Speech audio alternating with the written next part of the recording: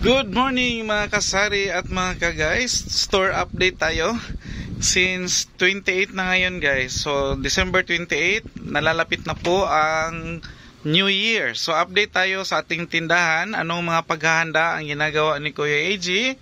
Natapos ko na i-display ang ating mga sitsirya.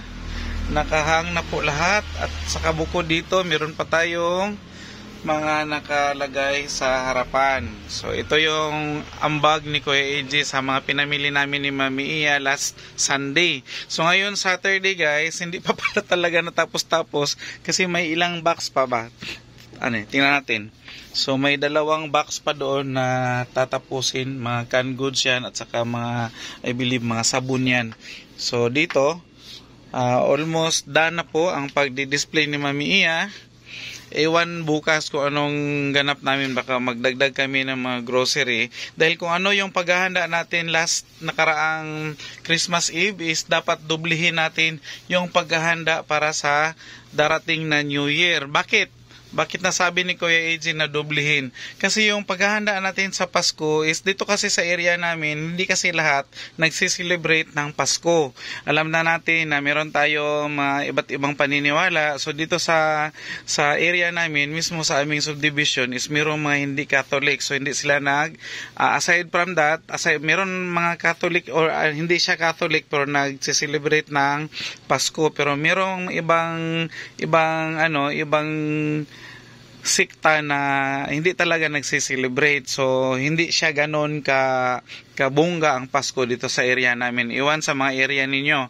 Pero dito sa subdivision namin is marami pong hindi nagsiselebrate. So pagdating ng New Year, yun, magsiselebrate na halos lahat talaga ng mga tao dito sa community namin. So ang paghahanda ni Kuya AJ is doble po doon sa paghahanda natin sa Pasko. So lalabas tayo mamaya after ko dito sa loob na may pakita ko lang itong mga na-display na namin na mga paninda. So meron na tayong itlog, maraming itlog. Nakabili ako kahapon ng 5 tray. Marami na yan para kay Kuya AJ guys. Hindi kasi si Kuya AJ, alam nyo na, hindi tayo wholesaler. So kung maubos yan bago mag 31, so mamili na naman ako ulit. And meron pa naman tayong mga wines. Nakaready na yung mga wines natin.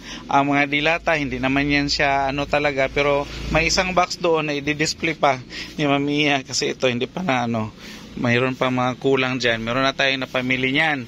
So, aside from that guys, kasi ang mabenta talaga, lalo na pag New Year, kasi maraming mag-uumpukan, maraming mag-reunion, marami pong mag-iinuman. So, lalabas tayo. May naibigay na akong update guys sa ating mga inumin. Last na Pasko, bago magpasko, nakapag-order tayo. Pero ito yung nangyari sa mga beer natin. Puno yan siya dyan, Red Horse at saka San Miguel, pero ngayon yan na lang naiwan.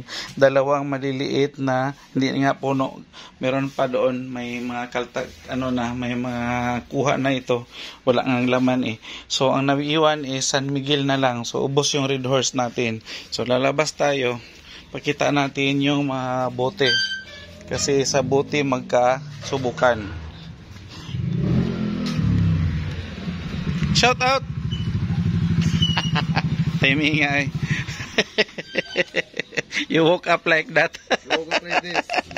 Ito yung sabi ko guys, sa bote tayo magkasubukan kung ilang kahon ang andyan na empty is yun din yung nabinta namin sa last nakaraang Pasko. So ito na naman yung paglaanan ni Kuya AJ at ni Mami Iya ng budget para makabili tayo ng mga inumin bago bagong taon. Kasi tiyak na mauubos din itong ating mga Red Horse at saka SMB dahil ito yung pangmalakasan pagdating sa mga okasyon, lalong-lalo na New Year.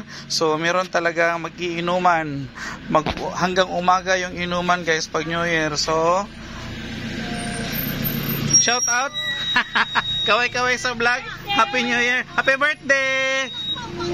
Sige lang, advance. So ito guys, balik tayo dito sa aming mga bote.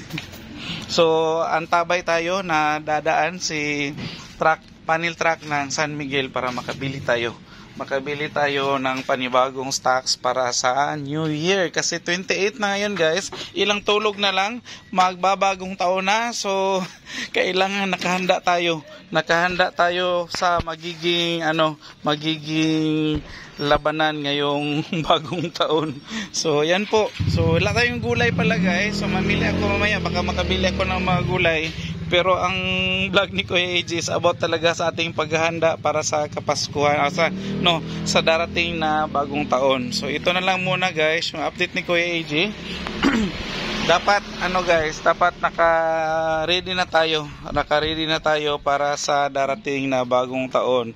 Doon din yung ating mga Coke na mga soft drinks, maliliit at saka mga litro kasalo. Dagdagan din natin yan kasi meron pa naman tayo dyan mga 1.5 na naka-imbak. So yan na lang muna and bye bye muna for now. God bless us all.